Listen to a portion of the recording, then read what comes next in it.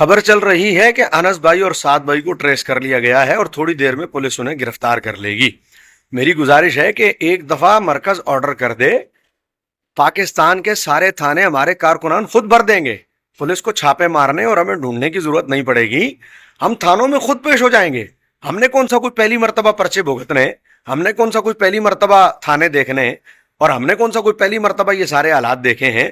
ایک دفعہ مرکز آرڈر کرے، ہم سارے خود ہونے کو حاضر ہونے کو تیار ہیں۔ اور بھائی ہم نے پہلے بھی بھگتا یہ سب کچھ۔ دوسری بات یہ کہ ہم کوئی پرچوں سے، تھانوں سے اور ان ہتھ کنڈوں سے ڈرتے ہیں؟ بھائی اس سے پہلے یہ سب ہو چکا ہے، ہم نے بھگتا ہے۔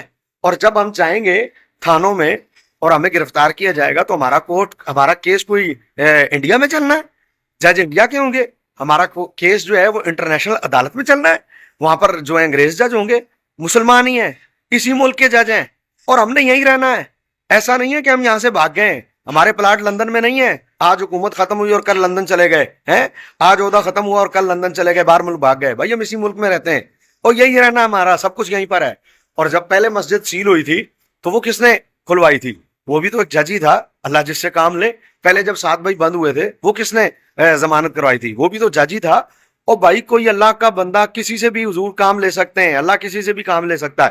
کوئی حضور کا غلام ہوگا عدالتوں میں جو بیٹھے ہیں، جو حکومتیں کرتی ہیں، ضروری تھوڑی ہے عدالتیں وہی کریں؟ جو ظلم انہوں نے کیا ہے ضروری تھوڑی ہے عدالتیں بھی وہی کریں۔ اور پھر دوسری بات یہ ہے کہ دین کے رستے کبھی آسان ہوئے؟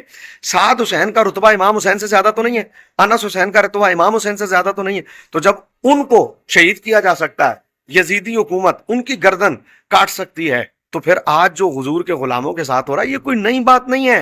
حضور علیہ الصلوۃ والسلام مقام طائف پر آپ کے پاؤں مبارک تک خون پہنچا۔